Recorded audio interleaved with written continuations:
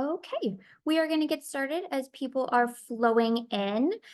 Welcome everyone to the Expedited Partner Therapy Implementation Basics and Barriers webinar hosted by HCT with the presenter Dr. Caitlin Landry. Sorry. My name is Megan Arias, and I am the Training and Organizational Development Manager at HCT, and I'll be moderating the webinar today. So I'll just briefly touch on what we do here at Healthcare Education and Training. HCT's mission is to provide comprehensive program development, education, and training to improve reproductive and sexual health outcomes. And it's our organization is filled with passionate people who are proactive in their belief that access to evidence-based, medically accurate reproductive and sexual health education, training, and care is a fundamental right. Next slide, please.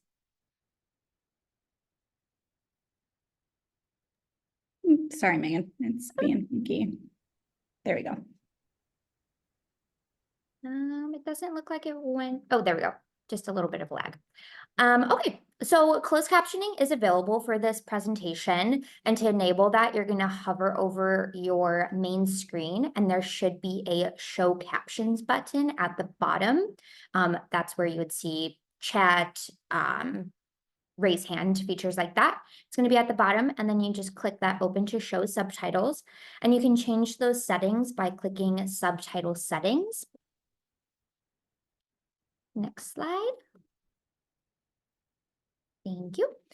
So throughout the presentation, we encourage you to send your questions via the Q&A box. And to submit a question, you're going to hover over that main screen again. And at the bottom, there should be a Q&A icon. And then once you click that open, a Q&A box should appear on your screen. And you can send a question at any time during the presentation. And you can send it in Q&A anonymously if you wish to send your question anonymously. And we will make sure that all questions are held till the end during that Q&A portion. Thank you. So please be sure to follow us on all of our various social media accounts to keep up to date with newest information and events. Next slide. Thank you. So I'll just quickly run over some housekeeping information. A link to complete an event evaluation will be sent to you at the end of this webinar, as well as through email later this afternoon.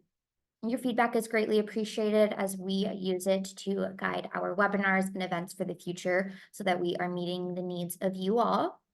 You can also find archived presentations and a list of upcoming events on our website.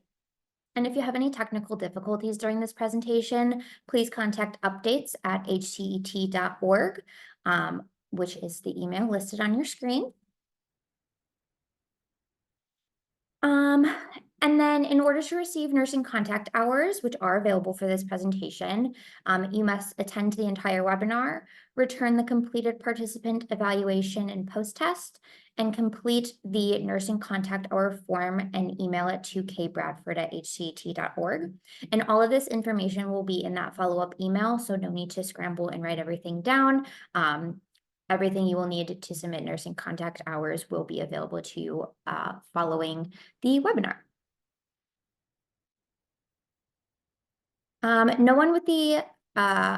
No one in control of content has any financial relationships with ineligible companies.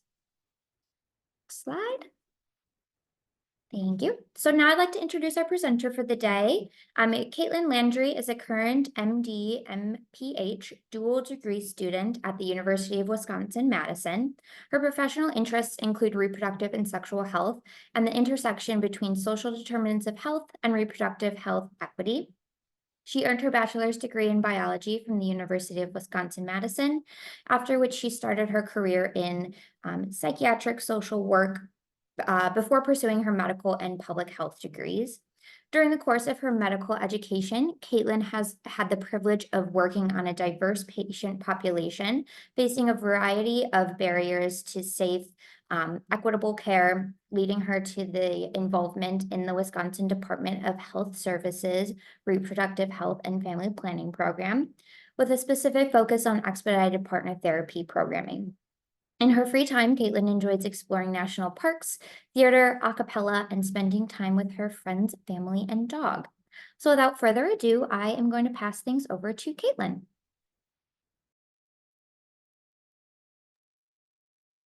Okay. See if I can get the slide to change. We'll be in business. All right. So thank you so much, Megan, for that introduction. And thank you again, everyone, for being here. I really appreciate your taking an interest in this subject I'm very passionate about. So again, I'm Caitlin Landry. I am an MD, MPH dual degree student at UW. And again, thank you so much for joining me today. Please feel free to ask questions. Again, use that Q&A feature. Megan's going to be monitoring that and the chat. We also have a representative, Lorianne Stanislavski, who's here from the STD unit through DHS, and who has a wealth of experience and knowledge. And we're going to have her help answer questions at the end. So we'll save most of, again, the questions to the end of the presentation to just make sure I can stay on track. So before we dive in, I want to give a special thanks to the people who helped me to put this presentation together. So I'm working again specifically with the Reproductive Health and Family Planning Program through DHS. So I'd like to thank Ashley Domberwicki, who is my preceptor, Chelsea Anchuk, who is the unit supervisor, Dr. Laura Jacques, who is the Title X director, and Lori Lapp, who is another MD, MPH dual degree student working with the same team. From the STI unit, I'd like to thank Lorianne Stanislavski, who's done a ton to help me put this presentation together, and Kyla Quigley, who also has put together pretty much all the data that's in this presentation for us. So after our talk today, I'm hoping that we'll be able to meet these objectives. So the first being defining expedited partner therapy and how it can be utilized to prevent and treat certain sexually transmitted infections. The second would be explaining the effects of expedited partner therapy, then understanding the legality of EPT in the state of Wisconsin, describing potential complications of EPT, and then practicing some tactics for motivational interviewing and increasing public awareness of EPT to help improve acceptance and uptake by patients and prescribers. So I would like to start out by addressing the national significance of sexually transmitted infections, and then we'll hone in on the state of Wisconsin. So of note, there are more bacterial STIs that are reported nationally than all other communicable diseases combined, other than COVID-19. And that's been something that's been longstanding. So even before the pandemic, bacterial STIs were like the #1 reported communicable disease. And then COVID kind of took the crown. But they're still very much of significance. Of these infections, anywhere between 15 and 30% of them, depending on the study that you're looking at, are reinfections from untreated sexual partners. So if someone were to go in, be treated for an STI, and not have their partner be treated, 15 to 30% of infections that we see are actually patients being reinfected by their partners. While there are many known sexually transmitted infections, some of the most significant that we'll be talking about in our talk today are chlamydia, gonorrhea, and then I want to give a nod to syphilis and HIV, which are not relevant with expedited partner therapy, but are certainly incredibly important for us to think about in terms of public health significance. It's also good for us to think about the fact that not all STIs, not all populations are equally affected by STIs. Certain disproportionately affected groups include the ones I have listed here. So people ages 15 to 24, men who have sex with men, folks who are pregnant, and generally historically marginalized and minoritized groups. It's also important to note that we have seen over the last decade a pretty significant rise in the number of STIs that are reported nationally. So moving into statewide significance, in the state of Wisconsin, we see very similar trends to those that are seen nationally.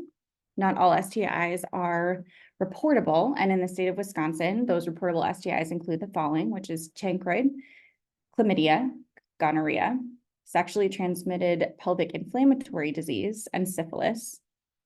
The reason for these particular STIs is because they're caused by bacteria, which can be treated prophylactically, and that creates an opportunity for a public health intervention. So when one of these STIs is reported, we can then follow up, make sure that the patient and the patient's partner or partners have been treated, and this helps to reduce the burden of disease.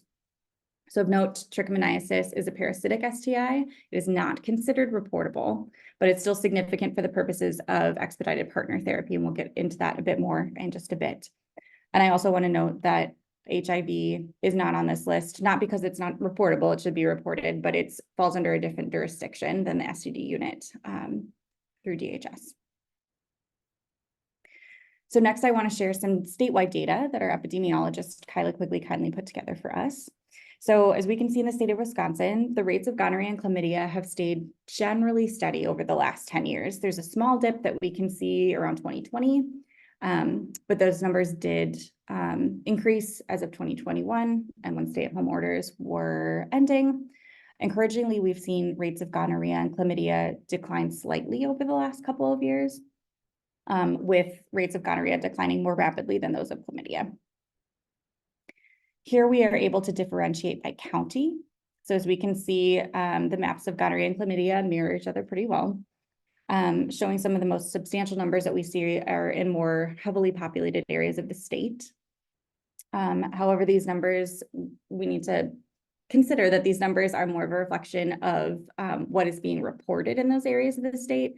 And so likely are pretty accurate, but may not be the most accurate representation of actual numbers, depending on reporting in different areas of the state. We can further divide STI rates by demographics, the first being sex. I want to give the disclaimer that these numbers are reflective of cisgendered individuals, and it does not accurately reflect gender diverse individuals who were not included because the numbers were too low in reports for us to be able to ensure confidentiality of those patients. So we generally see that women have a higher rate of reported chlamydia, which has been, again, fairly consistent over the last 10 years. We also see a slight bump in the number of chlamydia cases in males as compared to 10 years ago. For cases of gonorrhea as compared to 2014, we can see that although rates have declined in recent years, there's still more cases of gonorrhea in both cisgender men and cisgender women as compared to 10 years ago, specifically about 1.5 times higher in females and nearly double the rate that we saw in 2014 in males. So I also want to give a shout out to the fact that the racial categories on this slide are limited because there's been changes in racial reporting and categorization between 2014 and 2023. But this sort of highlights that we can see that both gonorrhea and chlamydia disproportionately affect Black and Indigenous people of color as compared to their white counterparts, with rates for both gonorrhea and chlamydia increasing over the last 10 years. Most notably, we can see that the rate of gonorrhea doubled for both Black or African Americans and American Indian or Alaska Natives over the last 10 years. And the rate of chlamydia is over 1.5 times that among Black or African American individuals in 2023 compared to 2014. And then looking at ethnicity, we can see specifically among those who identify either as Hispanic or non-Hispanic, that the rates of gonorrhea and chlamydia have increased 2.4 times and 2.8 times respectively over the last 10 years, which is an astronomical jump. Again, I want to emphasize that the data only reflects what's being tested for and what's being reported in the Wisconsin Electronic Disease Surveillance System, or WEDS is how I will refer to it as the rest of the presentation. So actual case numbers may look a bit different than what we're seeing in this data here. And again, this is all preliminary data. It hasn't been finalized by the state yet for the year 2023 at the very least. So the biggest takeaway that I have from these last several slides is that although rates have decreased over the last couple of years, in general, STI rates are still rising, and it represents a prevalent public health issue that affects both the immediate and the long-term health and well-being of our communities. So we've gone over some data, but big picture, why do we care about treating STIs? Why is it important? And oftentimes patients are asymptomatic and many don't seek care unless they have bothersome symptoms. So the effect of STIs is not only related to the immediate infection, but it's also related to the potential consequences of infections that go untreated. And in addition to the potential spread of STIs to other partners, there are a number of other complications, and I put some of the more severe ones that we like to think about on this slide here. So STIs can cause fertility in both those assigned male and assigned female at birth. In patients who were assigned female at birth, untreated STIs can lead to pelvic inflammatory disease, which refers to an infection of the upper reproductive organs, including the uterus, the ovaries, and the fallopian tubes. Untreated STIs can lead to inflammation and scarring of the reproductive organs, which can lead to ectopic pregnancy, which is a pregnancy that happens, generally speaking, happens outside of the uterus, and is a non-viable or a pregnancy that will never survive, or it can even lead to fetal demise or fetal death. Infections like gonorrhea can spread systemically, so it can spread all throughout the body and cause widespread infection that can damage other vital organs. They can increase the risk for certain types of cancers. Most notably, we think about HPV related to this, but there is some data to suggest that there may be relationships between other STIs and cancer risk. There's also a risk of perinatal transmission, with congenital syphilis being the example that's most publicized today, particularly with the number of cases rising. And then finally, gonorrhea, chlamydia, and herpes simplex virus type 2 are all associated with higher risk of acquiring HIV, which in and of itself can lead to some pretty devastating health effects if undiagnosed and untreated. So all of these complications aside, another huge consequence is the stigma that surrounds STIs and the fear and shame that a lot of patients experience when trying to seek care for STIs or suspected STIs. Or even just trying to get questions answered. And so that can be like a pretty significant psychological complication of STIs. So just reviewed, STIs have some pretty significant health effects. We also know that STIs are preventable and they're intervenable. So one of the areas in which we can intervene is the treatment of sexual partners of those patients who test positive. So there are two general ways in which we can get partners in to be tested. So the first would be referred to as patient self-referral, and this is when a patient will notify their partners themselves and have them go in and seek care in person to be tested. And the second way is called provider referral, and that is when a clinic or a local or tribal health department will follow up with partners and then refer them in for testing or treatment. And in a perfect world, this would work 100% of the time. It's the standard treatment for partners, but we know that there are a lot of barriers to partner treatment that exist. And those things can be limited access to medical care or insurance coverage, or just the logistical challenges of taking off work and trying to find transportation to a testing site. And then even considering, again, like the fear and stigma that surround STIs and STI testing. So fortunately, this is where expedited partner therapy can be extremely effective as a way to reach partners more quickly, particularly when a clinic visit for them is unfeasible. Or if they're unable or unwilling to be able to get into a clinic quickly. So it prevents reinfection back to the original patient, and that's an important component of why EPT is important. It's a treatment for the original diagnosed patient as well as the partner, so that they don't get the infection back if they continue to engage in a sexual relationship with the partner who we are also presuming would test positive. So this brings us to our first objective, which is defining expedited partner therapy and how it can be utilized to prevent and treat certain STIs. And before I move on, I wanted to ask if anyone is able to define EPT for me, or if anyone wants to share, in the chat or in the Q&A, or raise your hand, what they understand about EPT and what it is. And Megan, I'm fine if you want to unmute people if anyone wants to raise their hand, or we can just do it in the chat.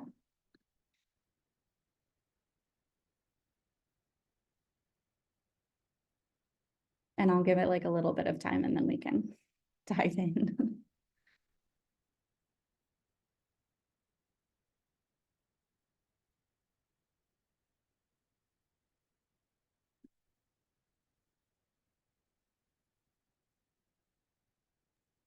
I am seeing, oh, they're coming in so fast, they're moving. Additional doses of treatment are given to the patient to distribute to their partners. Medical therapy for sexual partners of those who test reactive for specific STIs. Antibiotic scripts given to sexual partner without them needing to be seen by a provider. treatment of a partner without the partner being seen or tested. Sorry, they are coming in, and then they move. And then we have EPT is a way to reduce barriers to getting care to partners to prevent reinfection, which ultimately reduces serious complications of untreated infections in the community. Also It is. EPT is supported by Wisconsin state statute. That is awesome. I love that. Those are all, excuse me, great answers. So yes, that is the overview of expedited partner therapy, and we'll dive into it a little bit more next here. Thank you all for your responses. Okay, so expedited partner therapy is defined as the clinical practice of treating sex partners of patients diagnosed with chlamydia, gonorrhea, or trichomoniasis by providing prescriptions or medications to the patient to take his or her partner without needing to be evaluated by a healthcare provider first. This is outlined in 2009 Wisconsin Act 280 and DHS 448.035. EPT operates under the assumption that a partner of a patient who tests positive will also test positive for that particular STI and therefore can and should be prophylactically treated. So expedited partner therapy legalizes the prescribing of antibiotics of partners of patients who test positive for chlamydia, for gonorrhea, and for trichomoniasis, which we got some very lovely answers for that in the chat. It applies to either all partners that the patient has had in the last 60 days or the most recent partner that the patient has had, if that is outside of that 60-day window. Ideally, prescribers would be able to obtain the names and contact information for patients' partners to have them follow up and get individualized care, and that would be through that provider referral process. However, EPT is a very effective alternative with standard treatment regimens that are outlined by the CDC, as shown on this slide. This includes 1 week of doxycycline for the treatment of chlamydia with an alternative of a single dose of azithromycin if doxycycline is not able to be used. For gonorrhea, the CDC recommends a single dose of cefixime, and metronidazole is recommended for the partners of patients diagnosed with trichomoniasis. And this is a pretty standardized regimen that the CDC recommends. They're very safe and very widely available medications. So the next step in practicing expedited partner therapy is making a report to local or tribal health departments. That can either be done on paper, it can be done electronically, or via WEDS. So ideally, in the case of a provider referral, the local or tribal health department can then follow up with the original patient, ask about current or recent sex partners, and then complete an investigation, notify those partners of their exposure, and then direct them in for testing. Where EPT comes in is it creates a possible opportunity to treat those partners as soon as possible through prophylactic treatment, which minimizes the amount of time between patient diagnosis and partner treatment, and thereby, as a lot of you had mentioned already in the chat, decreasing the risk that is then passed back to the original patient, or decreasing the risk of having more serious complications of untreated STIs. So this is an example of what the WEDS reporting page looks like for those of you who may have not seen it. On the left, we see the report can be that can be seen by providers and clinicians, and that's on the page. Also that local or tribal health departments can fill out if you gather that information or provide EPT. And then on the right, we can see the full set of tabs that providers and clinicians see on what's called a web report in WEDS. And this is merged with an electronic laboratory report to make a full report on a reportable STI. So pictured here is the STI provider only tab within that web report. And then it pops up with this accordion list of drop-down menus. And at the very bottom, we can see the EPT section, which is ideally filled out by providers.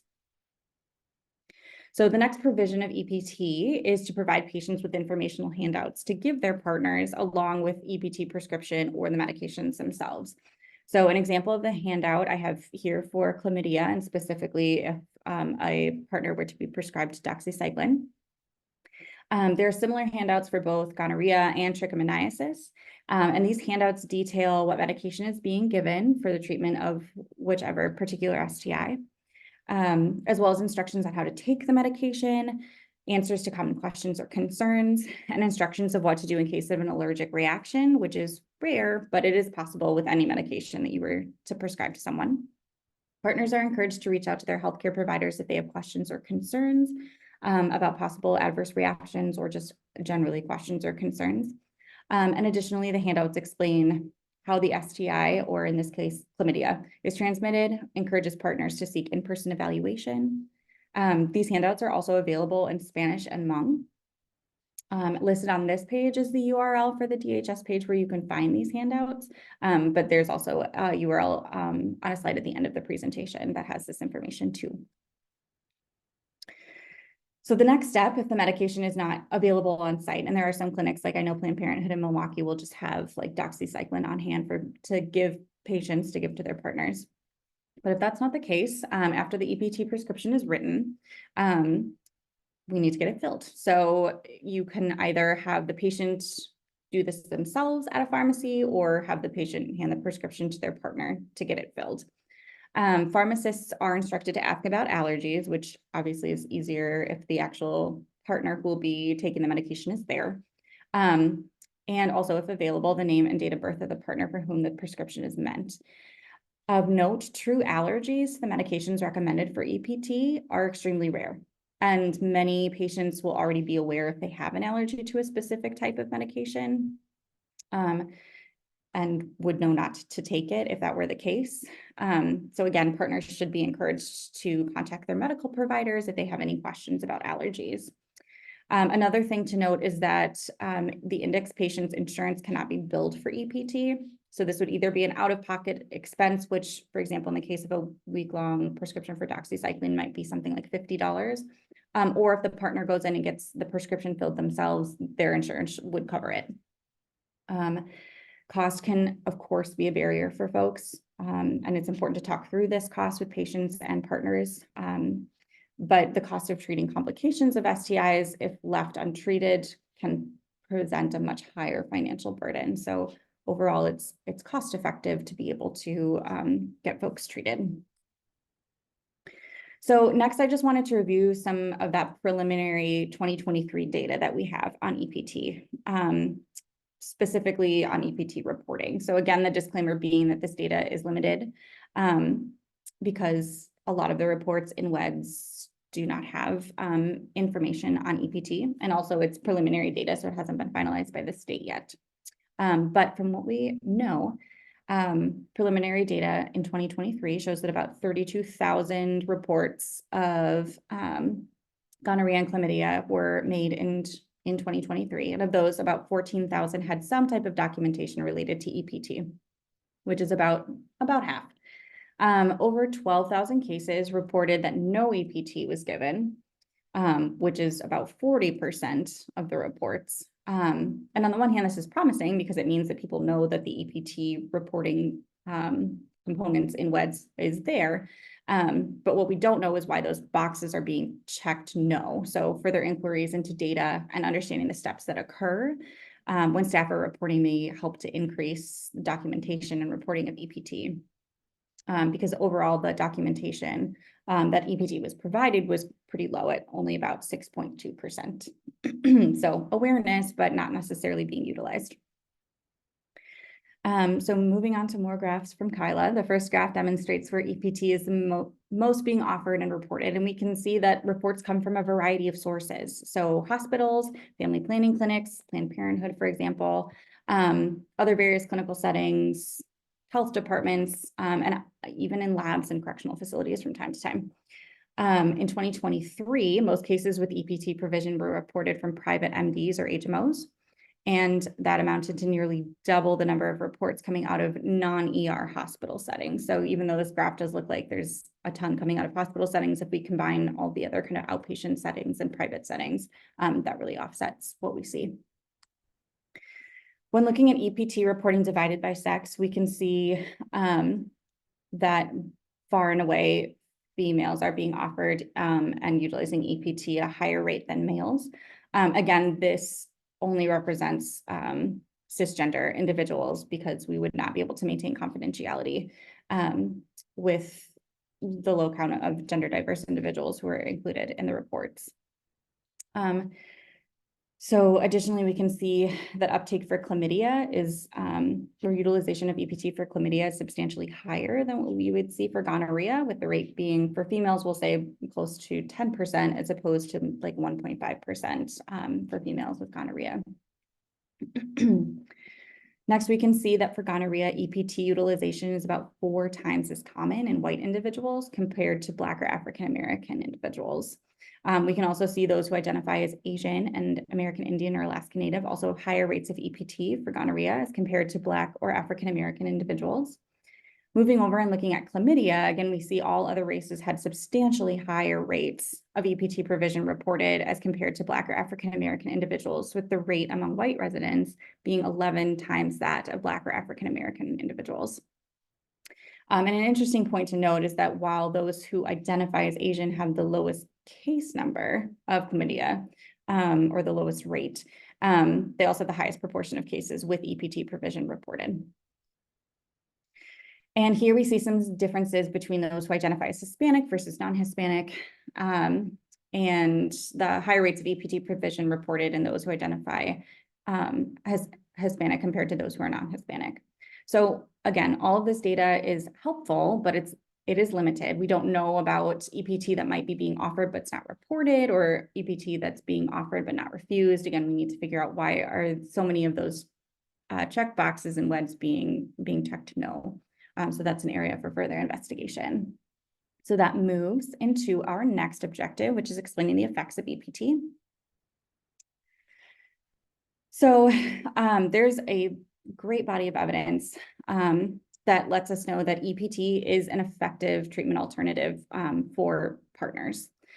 Research demonstrates that EPT reduces chlamydia and gonorrhea infection prevalence at patient follow-up by a significant rate. There was one study coming out of the state of Washington that demonstrated chlamydia rates, reinfection rates at follow-up dropped by 20%, and in gonorrhea it was 50%. It also increases the likelihood that partners are going to be notified that they have been exposed to an STI, and it increases the likelihood that they're going to be treated because, as someone mentioned in the chat earlier, it helps to eliminate barriers to care for partners. As previously mentioned, it helps to prevent reinfection of the original patient by treating their partner and thereby, again, preventing reinfection back to the original patient. It provides a quick and efficient treatment of partners who may be asymptomatic or aren't yet exhibiting symptoms, which is often the case, given that STIs can commonly be asymptomatic, but that does not mean that they're not contagious.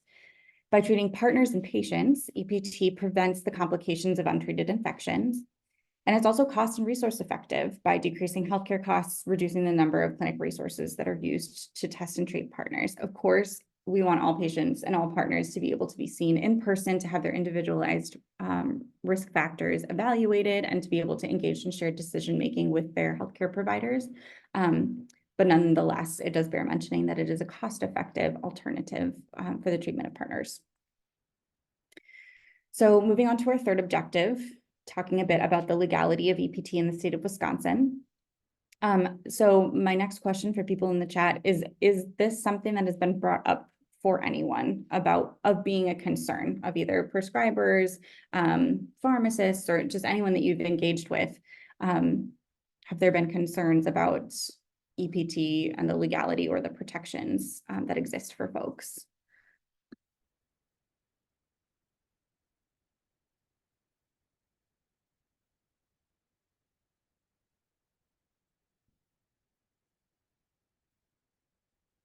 Okay, so I'm seeing that there have been, I have one person who said that yes, they've come across some legal concerns. Awesome. Started an information campaign for providers and pharmacies in Sheboygan County to try and combat that. Don't even bother with pharmacies anymore, all done in-house. I love that. Not so much legality, but definitely hesitancy. So why would we treat someone we haven't assessed? That's a great question. And providers saying it's against policy of the healthcare system when asked why EPT was not given. Okay, that is helpful information for us to have in terms of what barriers are being reported, and all valid questions, but I totally understand that's got to be frustrating to try and answer for all these people. Question liability, that's great. Legally more comfortable not knowing the name of the partner. Interesting. Okay, that's a really interesting point. So if there is some form of anonymity, that maybe that helps to reduce feeling like, you might be liable for something, or knowing again that you're kind of keeping it centered on treatment of the patient by preventing reinfection, and centering it that way. So those are all really excellent points and things that we will continue to talk about toward the end of the presentation. Caitlin, Um, we do have someone's hand raised, so I'm gonna perfect. have them come off mute now. We have Chad Health Connections Inc. I'm sorry, that was a mistake. No worries. Hi, Chad. Nice to meet you. Hi. Okay, so legality of EPT, we'll give a quick recap. So it became legal in Wisconsin in 2010 following the passage of 2009 Wisconsin Act 280. So as mentioned earlier, it covers chlamydia, gonorrhea, and trichomoniasis, and provides legal protections to prescribers and to pharmacists to be able to write prescriptions, and for pharmacists to be able to fill those prescriptions. It also includes the provision, as mentioned earlier, that a treatment handout sheet should be included with all prescriptions. So we'll dive into this a little bit more, but we'll get to your liability question here in just a second. So many providers are concerned about liability. One example being, what if there's a rare allergic reaction? I didn't see the patient, and now I'm going to get in trouble because I prescribed something that someone had an adverse reaction to. The law protects both prescribers and pharmacists from both civil and professional liability. There is the idea of, like, you are prescribing this in good faith. You are prescribing this for the protection of the patient that you are seeing in your clinic at that moment. And again, part of EPT and part of EPT practice is making sure that we are encouraging partners, of course, to go in and be seen. And we're also giving informational handouts that gives some of these precautions. So as long as we're following those kind of guidelines of EPT, prescribers and pharmacists are covered in terms of liability. Another common question that we have gotten, or that I've heard, is, well, what are the rules when we're prescribing for patients or partners who might live across state lines? Very reasonable question. Answer being that jurisdiction is based on the state in which EPT was prescribed. So notably, and I'll go over this in, again, just a minute with the map on the next slide, but EPT is legalized in all states that border Wisconsin. So generally speaking, even if someone lives across state lines, you're covered. So EPT is common. It is very, very common. It's permissible in 46 states and potentially allowable in the remaining 4 states. Infections that fall under EPT jurisdiction do vary among different states, but here's what's covered under Wisconsin border states.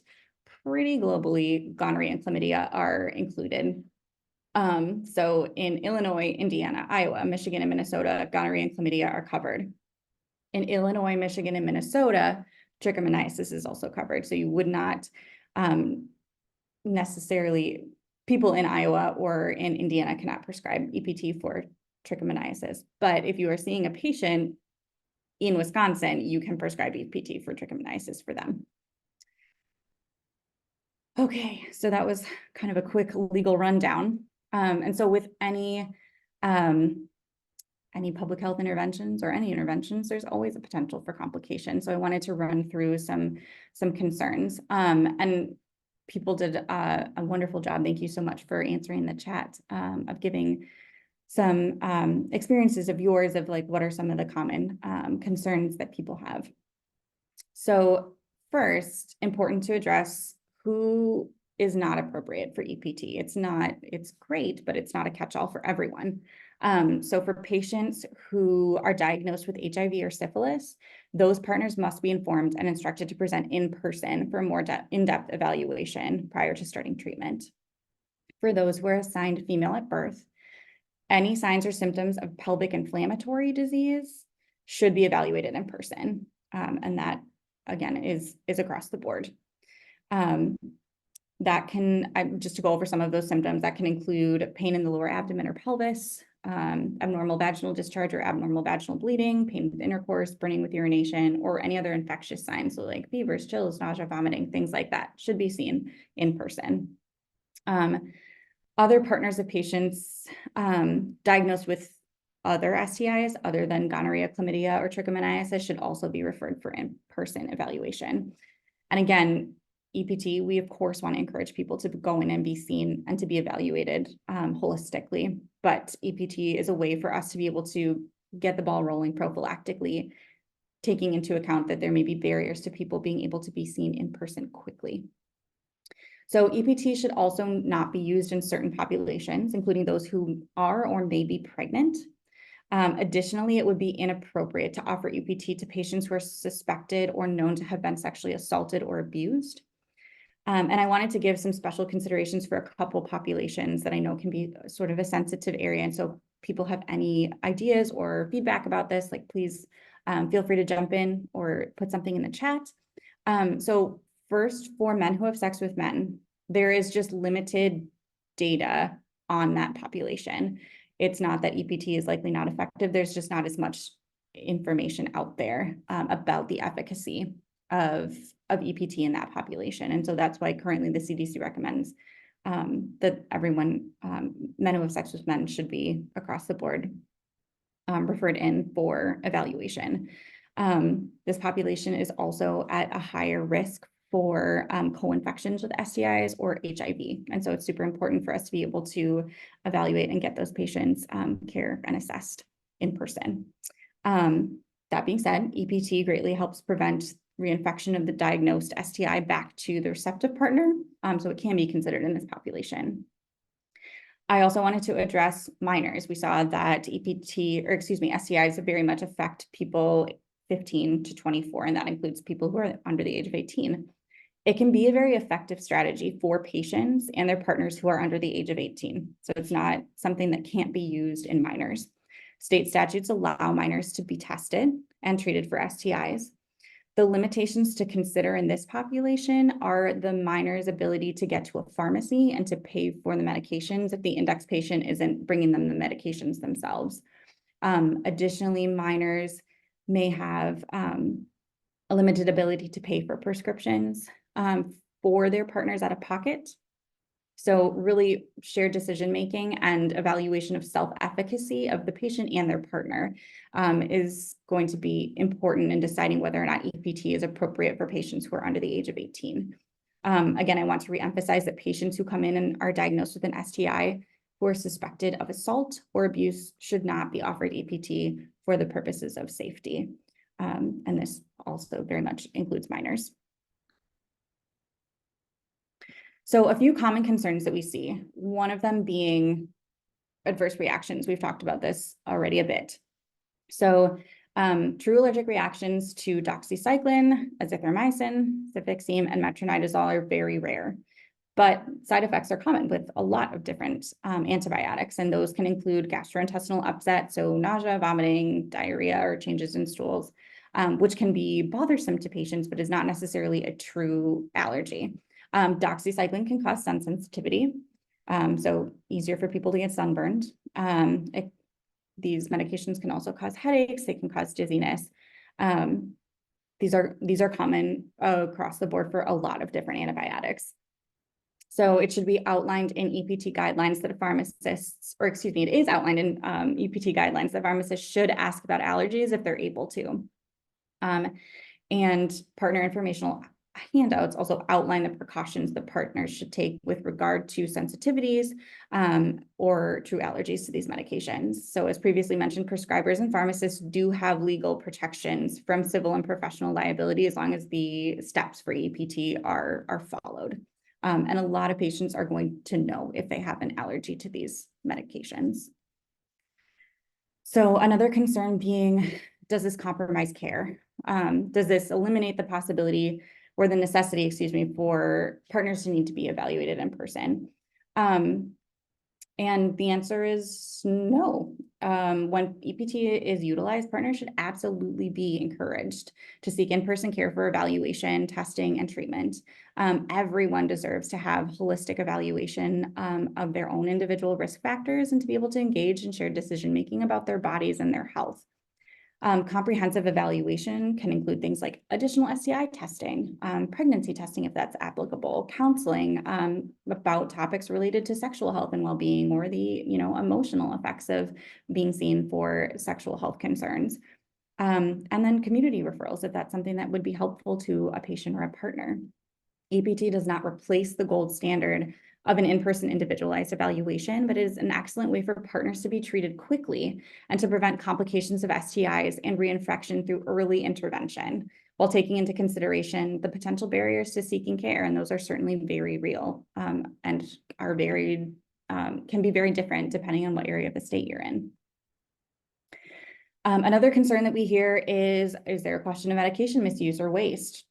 Currently, no evidence of EPT misuse. The antibiotics do not have addictive properties, so they're a very safe option for partner treatment. There's also no current evidence that EPT in and of itself is contributing to antibiotic resistance. So that's another concern that providers will have is, oh, well, if we're just handing out these medications, is that going to increase antibiotic resistance? The answer, there's no evidence to suggest, again, that EPT in and of itself is contributing to antibiotic resistance. So bottom line is that all these concerns are very valid. These are all very good and reasonable questions. It goes against what a lot of people are taught as healthcare professionals about how to provide care. So it's reasonable that people get confused and concerned. But it's super important to address these concerns with prescribers and let them know that EPT not only treats the partner, but it reduces the risk of complications of untreated STIs and is protecting your patient. It is a preventative medicine way to protect the patient that you have in front of you. The benefits of EPT outweigh the risks given the low prevalence of true medication allergies and lack of data that would suggest that there's any, contribution to antibiotic resistance or drug misuse. And again, this comes with the caveat that, of course, all partners should be encouraged to go in and to seek in-person evaluation.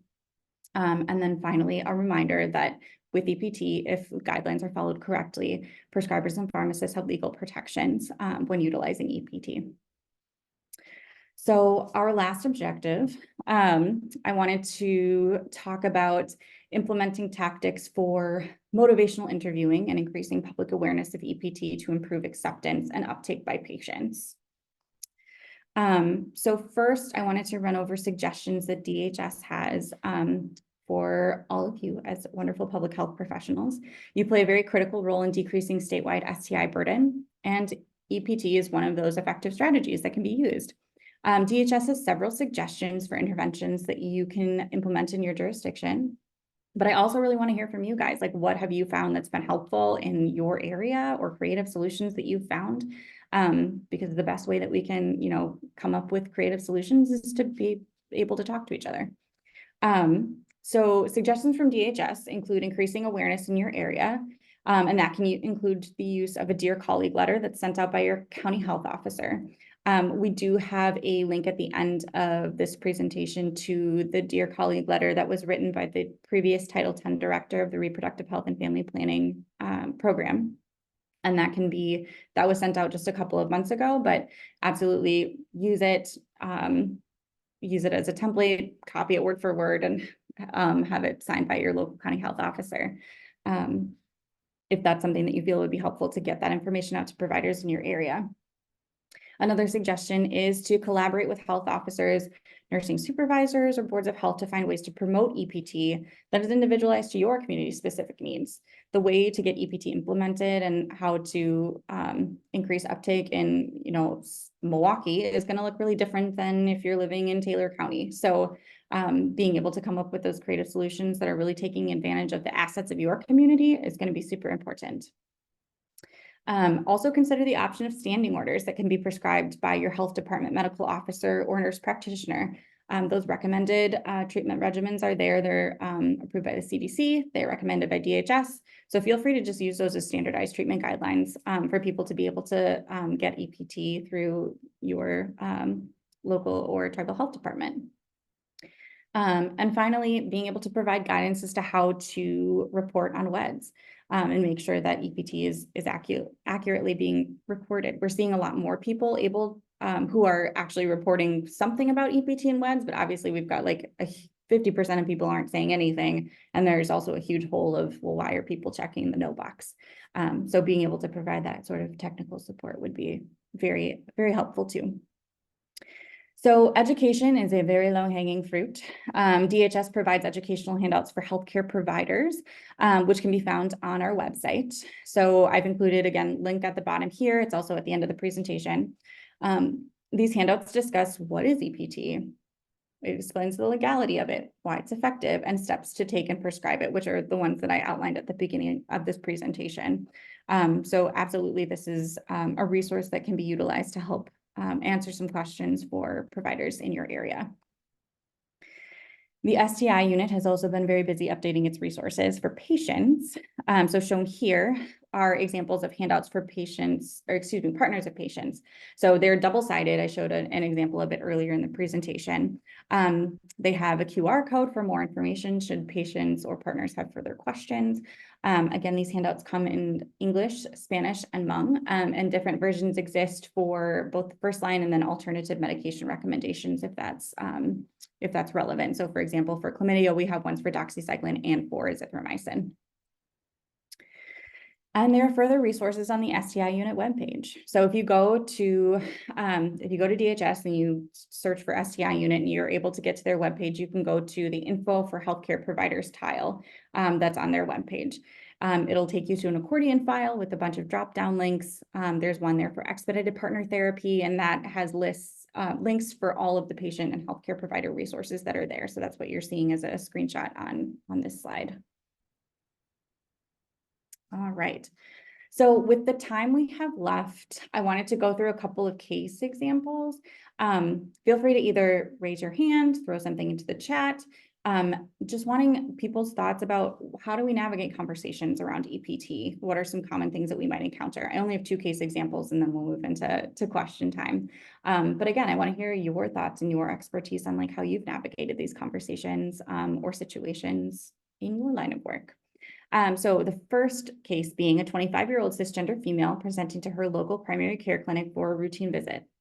She consents to STI testing and tests positive for chlamydia. A report was made in WEDS, but there's no indication of whether or not EPT was offered.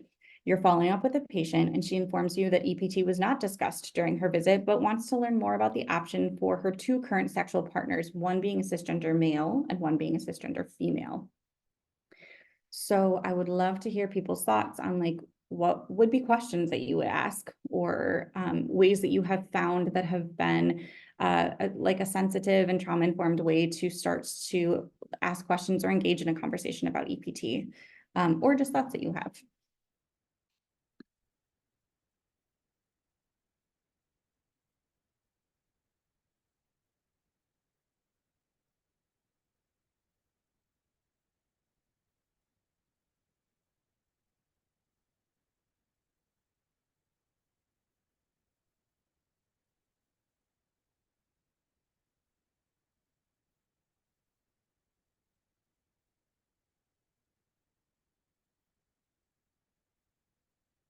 And also, like, if people aren't really feeling the case examples, that is also fine. We can move into Q&A as well. If that's something you would prefer, just like throw that into the chat and we can just throw up the rest of the time for questions.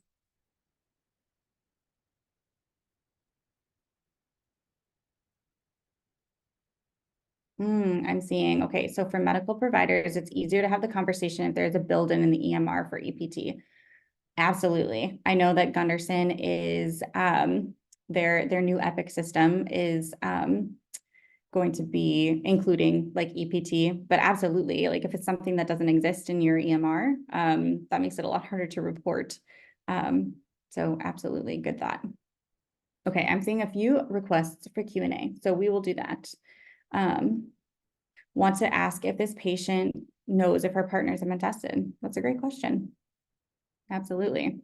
Knows whether or not her patients have been tested, or excuse me, her partners have been tested, and also considering like when were they last tested. There can be a lag time from exposure to testing positive as well. The ideal for your partners is to have a visit with a provider to discuss their individualized risks and concerns. This is also difficult for some folks due to schedules, rides, privacy, or embarrassment. I'd like to offer EPT in case your partners prefer this option. So that's an example of something you could say. Love that. Okay. I am going to go ahead and move on to, would want to offer education about EPT, but my local health department does not have the ability right now to prescribe it. So I need to get her to go back to her PCP, which is another barrier. I think I would later investigate why this clinic is not offering it. That's a really good point too. Yeah, for sure. I would also be interested to know why it's not being offered. Okay, so I'm going to move on to our resource slide here, and then we'll open it up for questions. So included a list of resources, including those CDC guidelines, the DHS quick guide for providers, and the full guide for providers. There's a longer version as well. Informational handouts. And then I think someone had asked, like, what was the statute, like legally that covers EPT, and it's 2009 Wisconsin Act 280, or you can look for DHS. I believe it's 448.035. And the links are in here for that too. So you should be able to click on that and get to where you need to go. All right. Well, everyone, thank you so much for bearing with me for the last however long it's been, hour-ish. I really appreciate all of your attention and your commitment to learning more about this important and intervenable public health topic. It's one of many ways that we can reduce the STI burden in the state of Wisconsin and really prioritize and improve the health and well-being of our communities. So I would like to open it up to questions, but I also want to throw up this email and QR code. If people have additional questions or want additional resources, please feel free to scanning the QR code will just open up an email for you to send to us, or the email address is on there as well. So any questions? And then I'm also going to have Lorianne Stanislawski is also on the call with us today with the STI unit, who's also available to answer some questions. Okay, our first question that we have is, are rapid syphilis and rapid HIV tests reportable? We only do rapid testing for these and have a referral in place for confirmatory testing. That is a great question. Lorianne, I feel like you would have more background on those two specifically. Yes, if you can hear me, if you can hear me then. Okay. So any test is reportable. We understand that we may have to do further testing to confirm a rapid test, etc. And there are staff that do follow up on syphilis and HIV as well, who know all the ins and outs of that. So I'm going to say yes to that. And if there's any further detail I can get from my colleagues, I will share that with Megan, who can send it out post-webinar. And in the chat, I'm seeing, please report all rapid tests. So yes, absolutely. Report Fantastic. all rapid tests. Okay, yep, get that sent over and we can get it sent out if needed. Next question we have is, if you are following up on WEDS for a CTGC case and the patient was not given EPT, how would that patient then get EPT for their partner? That is a really good question. I will give my preliminary answer, and then Lorianne, if you want to expound. So this is sort of where the idea of having standing orders from your medical officer would be really helpful. So they either could contact their primary care provider, from my understanding, that they were seen and tested for and ask about EPT, or there are a lot of local health departments that have the ability to then prescribe EPT under the license of their medical officer of that local tribal health department. So those would be two ways that they could potentially get expedited partner therapy. Lorianne, did you have anything else to add? Another avenue for local health department staff who do not have the ability to give out EPC from their health department or don't have a clinic in their health department is to contact the patient's provider for them. So you can start by giving a preliminary call to the clinician and asking for the clinician's nurse or speak to a nurse practitioner and give the information about expedited partner therapy as a public health recommendation and that one of their patients, one of your mutual patients with them, was inquiring about that, and you can request that they provide EPT for that individual. And if you get information back about why they may not want to do that at that time, please share that with me, with others at DHS. I can share that with others at DHS. We want to know what is happening out there in the real world on the ground, and that's where you all are at. So I would suggest that you call the provider and provide the public health information and any of the resources that we have on our website. If they have questions about it, they may be very welcome to doing it. Like, wow, I forgot to ask. Let's get this person their EPT so they don't get a reinfection. Thank you.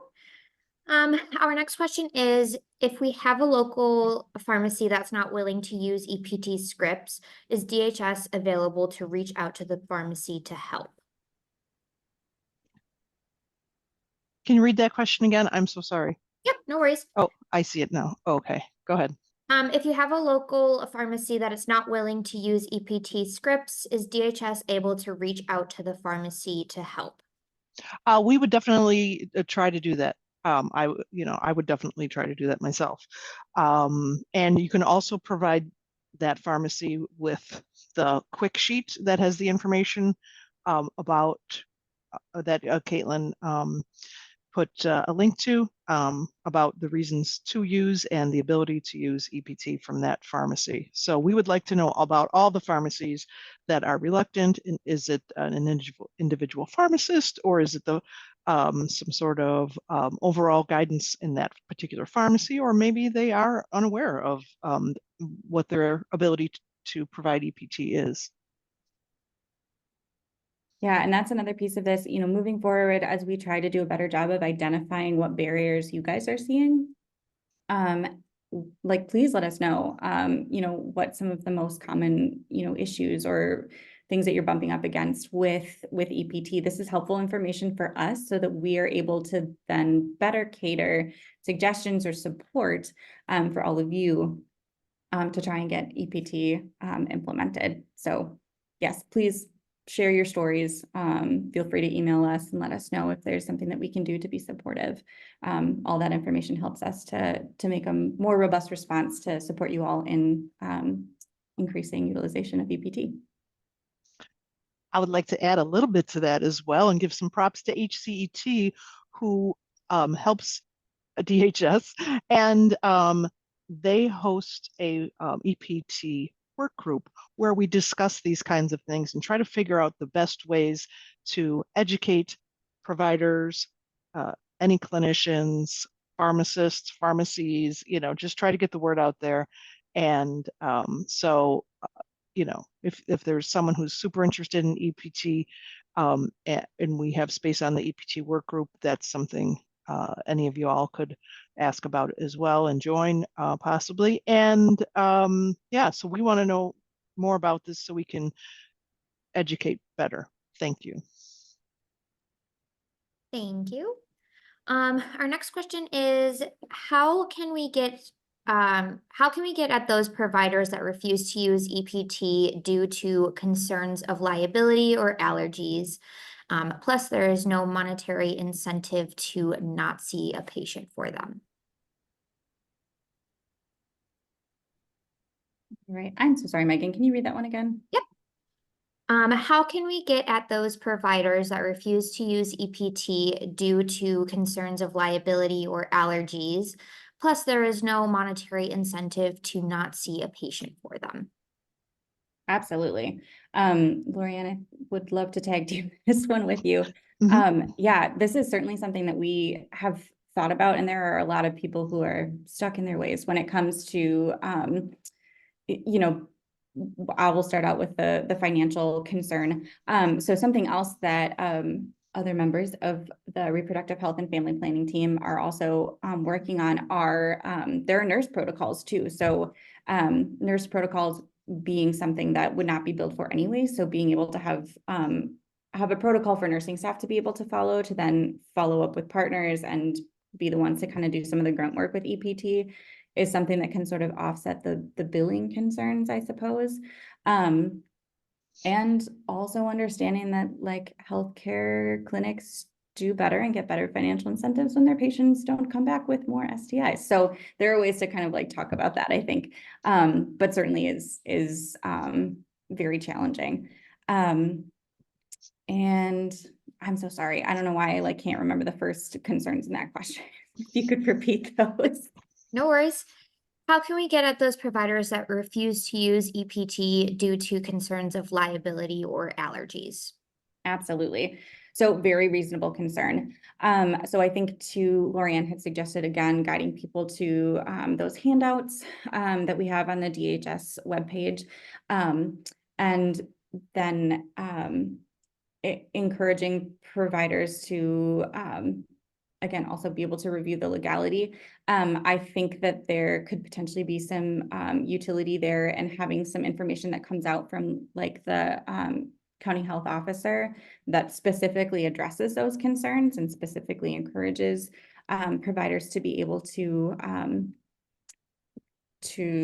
utilize EPT and encourage them of their protections, so long as all of those like bullet points of EPT guidance are followed.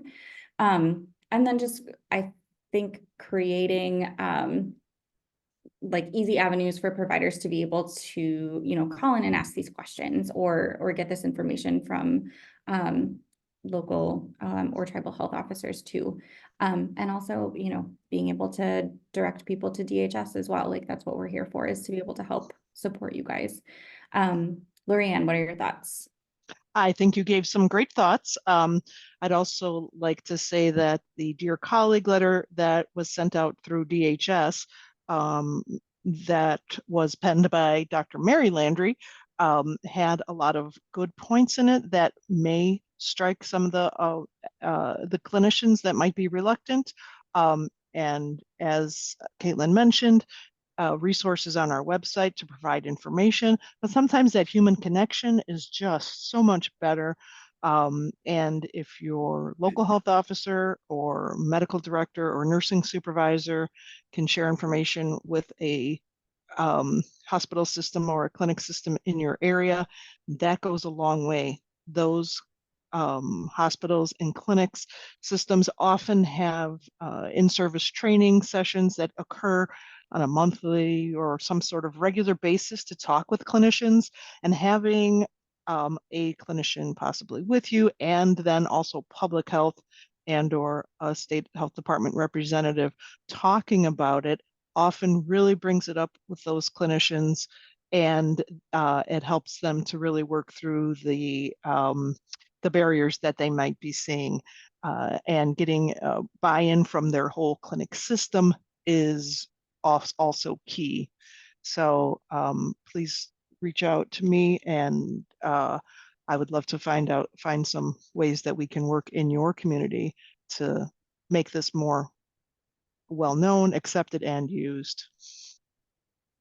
Absolutely. And another thing that I was just thinking about, so for providers, like, as I'm sure a lot of you know, documentation is everything when it comes to liability and legal protections. So helping providers to understand how best to document about EPT and how they've had those conversations. And I mean, something that we could even consider is coming up with, I mean, we have templates for everything in EHR.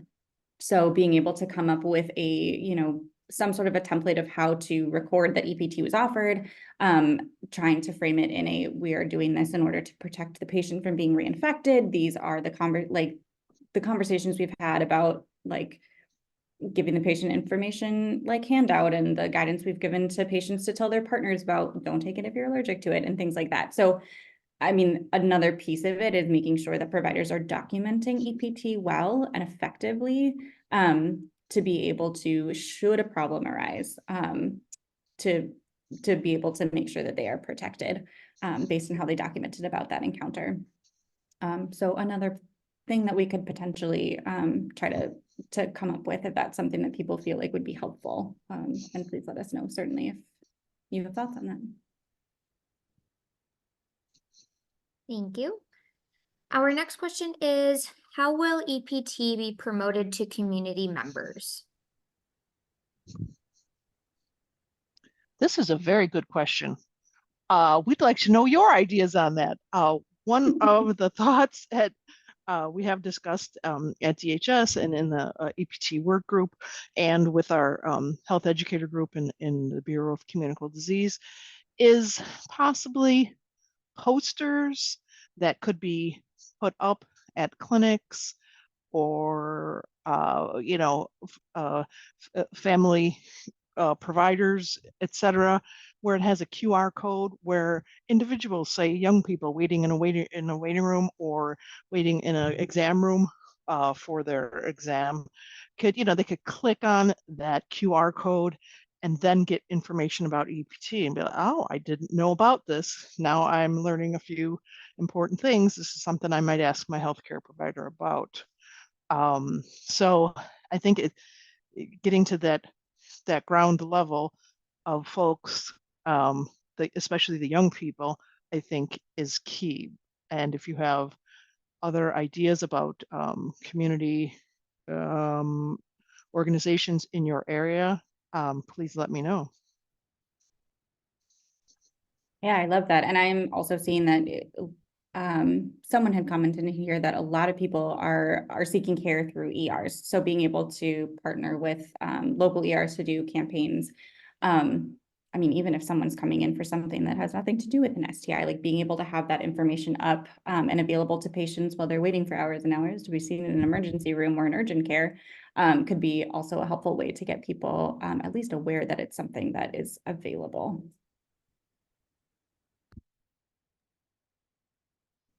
Okay, next question is, what about the My Lab Box at home testing kits?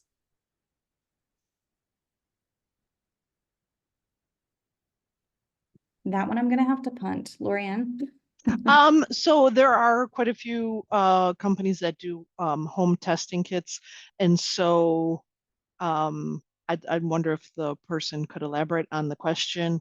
So if someone is diagnosed with gonorrhea or chlamydia, for instance, through a home testing kit, can their partners get EPT? Is that the question? And that may be something I might need to look into a little more. I'm gonna err on the side of, probably. So that's not something we have dealt with just yet. Is there any more information from the person who asked the question? Not at the moment. Oh, it says reporting wise. Reporting wise. So how are you getting a hold of these? Do they come in through a report in any fashion? I mean, sometimes I think we miss some of those. But if it's coming through WEDS and that's the type of test that was done, then it would be something for the health department to follow up on. But I think I don't know that those go into WEDS. The question came from Gina, who I allowed to come off of mute. So please Sure. further. Thank you. Thank you. So we have the My Lab Box at home test kits in our public vending machines. So we have the HIV, the Hep C, the gonorrhea, chlamydia, and syphilis. So we offer them free of charge in our test. I know when I did some research on it, it says that it's official results and that you can get either mailed or emailed an official lab result. So if you get that, one, is there any reporting that needs to, like, how is that reported if it's just done through a mail order thing? And two, if somebody brings in that lab result from a at-home test thing, is that efficient for EPT? Yes, if you have a lab report, please submit it to WEDS so that that can get reported in that fashion. And then whoever the clinician is that might be treating that person would also need to fill out a report as well. So yes, we want any and all positive tests in WEDS, and those are sorted out by public health folks who know what to look for and in the test types, etc.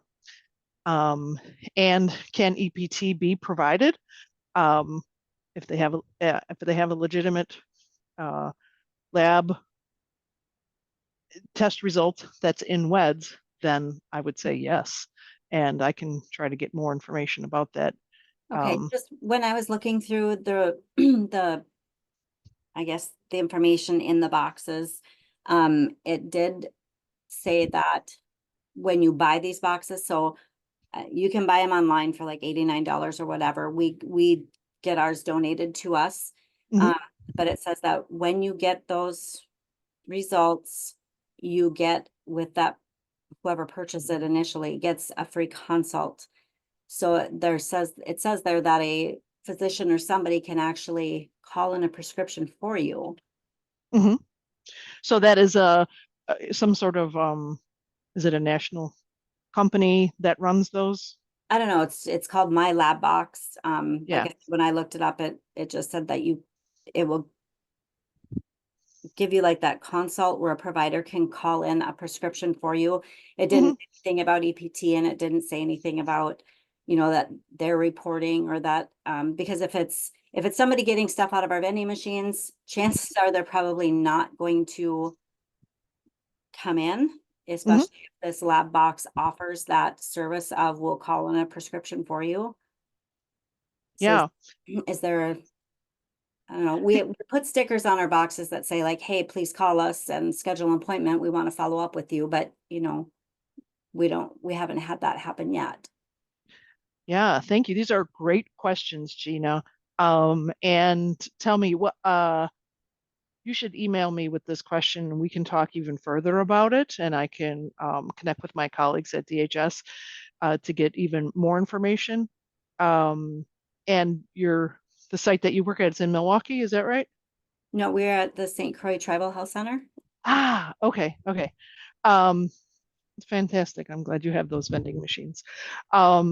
Yeah, I would like to research that a little bit more to figure out the ins and outs. Because I'm guessing that when they call maybe the 800 number, they're going to some clinician that is, on call for that particular company, right? I'm not sure. It just says that the options I are would guess. available. Yeah. So, Okay. Sorry, Let's research that. Oh, go ahead. Sorry. No, I was just going to say, let's research that more and find out more about that. I'd be happy to look into that with you if you'd like to send me an email and I can reach out. sounds good. Thank you. I Sure just wanted to thing. throw up a couple of responses like regarding that conversation from the hive mind we have in our chat. So we have just a reminder that Title 10 EPT protocol allows an RN to provide EPT to anyone with a partner who tests positive. The test report is not required to treat. And then we had someone say Sheboygan just started working with My Lab Box. They do report to health departments, but this participant let me know that the rep that they spoke to was unfamiliar with EPT, which is too bad. And then another question that I'm seeing is, are vending self-test kits FDA approved? Gina, I'd love to know if you have the answer to that, since this is something you've been working with.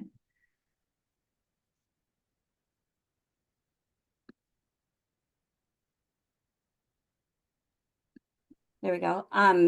What I read in them, it said that they were CLIA waived. Is it CLIA? What is it? Lab certification.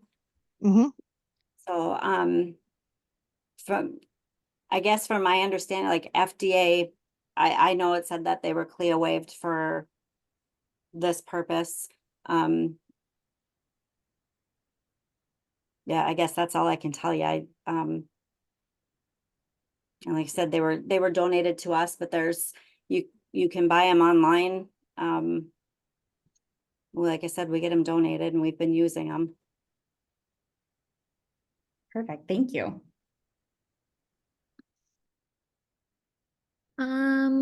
Okay, I did see Sarah's hand up earlier. If you still want to come off of mute, please raise your hand and we can allow you to chat too.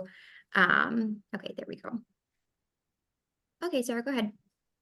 I just wanted to say, with a lot of online testing, the lab is mandated to report. So like in Wisconsin for WEDS reporting on STIs, it is by the provider and the lab, which is why we sometimes do get 2 reports of the same lab. So we do a lot with molecular, which is in Texas, which is a mail-in urine and blood spot. And they are required to report. And although they don't treat, they will refer you to a local healthcare provider who will treat and give EPT. So the place that you're working with might do the same.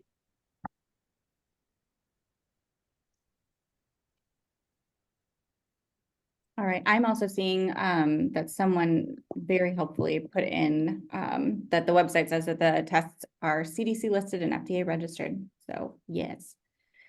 All right. Okay, let me just go through and make sure, because there are some other questions in here.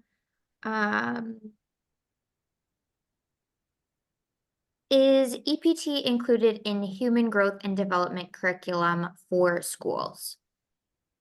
I can guess who asked that question even before looking at the name. That is an excellent question.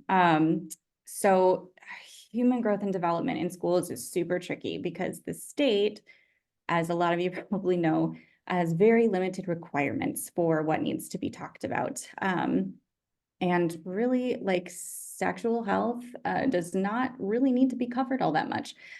So interestingly, STIs are something that is required by the state to be mentioned. However, there is no, as far as I'm aware, specific requirement to talk about EPT. So should it be talked about in human growth and development? Absolutely.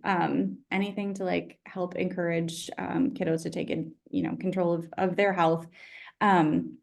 I think it would very much depend on, what school district you're looking at, what part of the state you're in.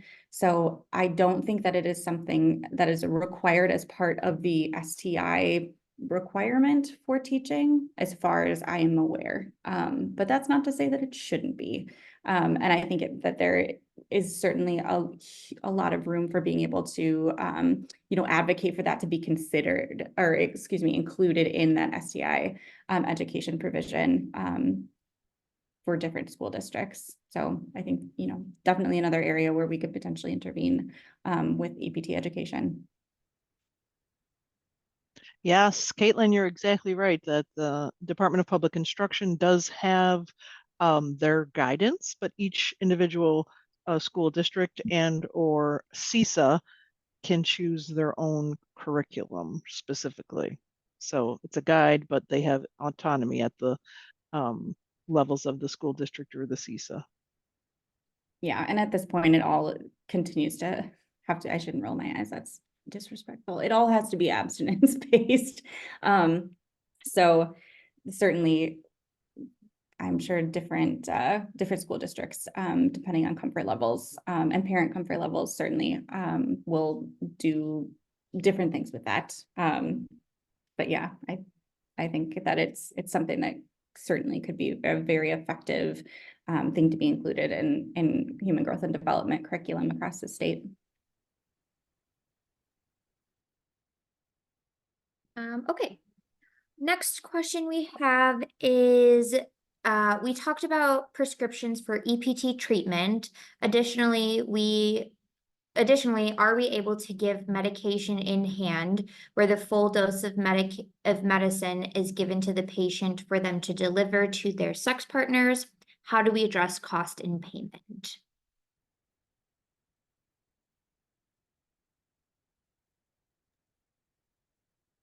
Okay, I just want to clarify.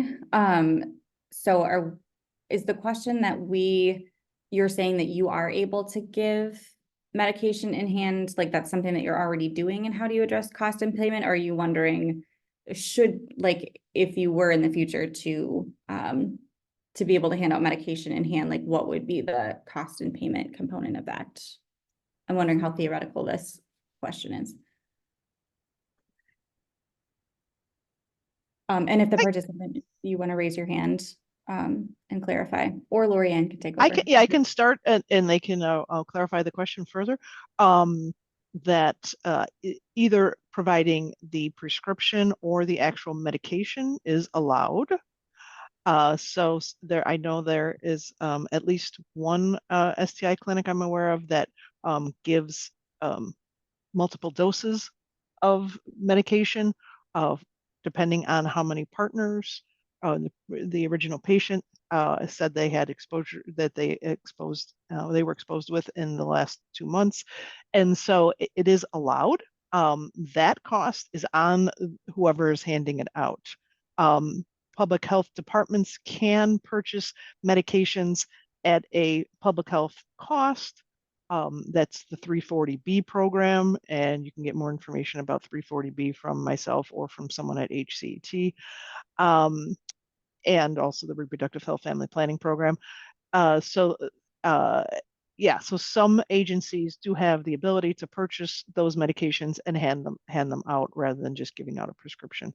And so if there's something that you would like to do in your community, let's see what the opportunities and barriers are. And if something needs to go through a county health board or health officer or medical director to be able to do it, let's find out what we can, figure out. They did say in the future. Okay. Yeah. Thank you. Yeah, hopefully Lorianne gave a stellar answer. So hopefully that helps. And that is certainly something that we've started to think about in terms of like recognizing that there is a cost with medications, and it would be great if we could just, hand out a prescription and cut out even the need to go to a pharmacy if that's a barrier. So that's certainly something that like we're thinking about and trying to find creative ways to potentially address or support local or tribal health departments with. So to be determined, but it is definitely something that is being considered at DHS. So thank you. Okay, our next question is, do you have the required partner education form for us to use? Yes. So I think, Megan, you sent out the slides to everyone. So on the resource page, and I can maybe go back to that. But so on the resource page, if you see, I'll just share my screen again. Okay. Partner education form. So if you go to the patient informational handouts, those are for, sort of a misnomer, those are for the partners. On that resource page, and then there's another link on whatever slide I have them, like screenshots of them on. But again, any informational sheets that you need to find, if you go to the DHS website and navigate it to the Expedited Partner Therapy accordion, all of that's listed under there. Awesome, thank you. Yep, slides were included, and I can send them out again following the webinar. Also, please check your junk email. Sometimes our communications go to that inbox. So if you're not seeing it in your inbox, please look there. Otherwise, you can email updates@hcet.org and we can figure out a way to get those to you. Okay, I don't believe there's any more questions, just some more comments. So I will read through those. Megan, I do see one quick one that I think is important and would be good for us to address. So I'm seeing one that says, so from the local health department side, when we are interviewing people and they tell us that EPT was not given, are we not supposed to check the no box for EPT given if it wasn't given? And that's a really good point, because it wouldn't be the local health department necessarily prescribing. You're just reporting that it wasn't given when the patient went in to be seen. So from my understanding, you would still check no. Lorianne, if you want to like kind of dig into that more, feel free. Sure. I think our biggest concern with the number of no's that we're seeing is that, and this isn't like on anyone, it's just a way of it's just how WEDS is set up, is that we're really interested in knowing like why are people checking no? Is it because, you know, in that case, local health departments are getting that report from patients? Is it because patients in the office are refusing EPT? Like, what are those reasons? And so that's where kind of the black box exists. But Lorianne, you can kind of expound on that. Absolutely. What a great question to ask those persons that you're interviewing. And if they don't understand what EPT is, that's your teachable moment, an opportunity to discuss that with them and let them know what it is, and that they could connect with their provider, or you could also connect with their provider to to give information so that they could get it if they were interested. And if in fact they were not interested, and it was not offered at their clinic, yes, you can check no. You should or can check no. Yes.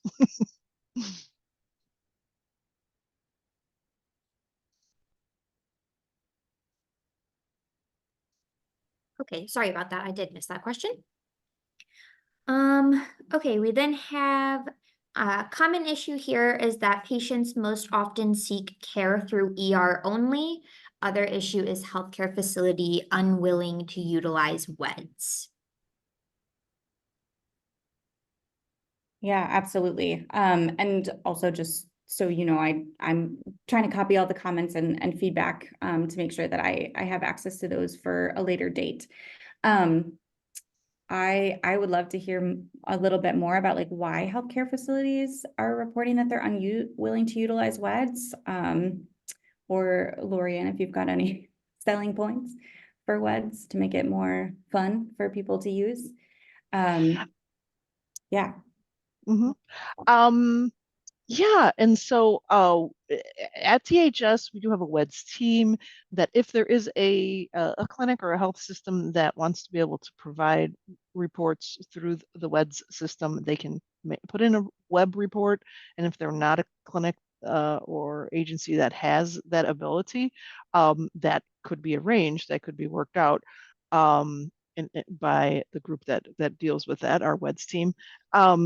And Caitlin, what was the other half of that question? But that if they don't want to use WEDS and oh, I think it just, hold on. whoops, okay. No, it's okay. I got it. A common issue here is that patients most often seek care through ER only.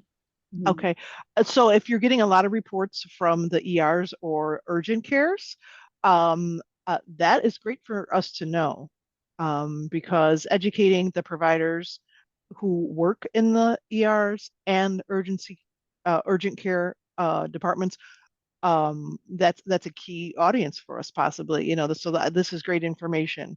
And we're going to take, like Caitlin said, she's taking down this information. We're going to bring it back to the EPT work group and see what we can do to help educate those particular groups if that's where you're seeing a lot of your reports from. Awesome. I'm also seeing, sorry, just a couple comments I wanted to bring up here too, in terms of, so someone suggested, like, I wonder if the WEDS team can add a more specific radio buttons to be more specific under the options of EPT, of if it was given or why it wasn't given. That's certainly something that we could consider, or someone else suggested putting in a comment in WEDS as to why EPT wasn't provided. Generally found that the partner was going in to be tested. So that's super important for us to know too, because, you know, there's a difference between EPT not being provided because partner is going in versus EPT just not being provided. So those are excellent suggestions to be able to gather some more information through WEDS. So thank you for those thoughts. Next question is, do you want, sorry, lost where the question was. Do you want to comment in WEDS as to why EPT was not provided? I have generally found that the partner was going in to be tested. Yes, the more information we can get, the better. Helps us understand better what, what the barriers are or what the barriers are not. It's great if EPT just is not needed. But again, I think that something for us to consider too is how can we elicit more information on those reports while also understanding that you guys are very busy and don't want to just be sitting there clicking buttons all day. So how do we balance getting that information with also being respectful of your time and your workload? But yes, if you are comfortable taking the time or are able to solicit that information from patients, that would be super helpful for us to know kind of where our stop gaps are.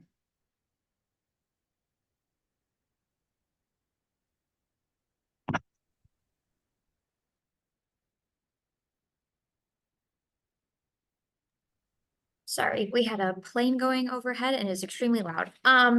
Okay, due to time and I'm not seeing any more questions, Caitlin, if you do see a question or a comment that you want to touch on before we end, now would be that time before we wrap up today. I'm not seeing any more questions. I just want to, again, for those of you who have stuck with us for this long, thank you so much for being on this call today. This is something that I'm very passionate about. It's something Lorianne's very passionate about, and everyone at our reproductive health and family planning and STD teams feel very strongly about. So, but none of this gets done just, from us, sitting in our clusters in Madison. It's all of the work, amazing work that you guys are doing to help champion these causes and really make it happen. So thank you so much for your commitment to asking questions, to learning more about EPT, and to throwing up suggestions and insights about how to make this process better in the state of Wisconsin. We are very lucky to have such excellent professionals working with us. So thank you so much. Awesome. Okay, well, it looks like we can get wrapped up for the day. Thank you so much, Caitlin, for a wonderful presentation and such insightful conversations. Please look out for an email from us at HCT with information like the evaluation, nursing contact hours. I will include the slides once again. And if you have any questions, please reach out to us and we can get you in contact with who is needed to answer that question. And I believe that is all. I have included the link to evaluation in chat that you can click open if that is easier at this moment.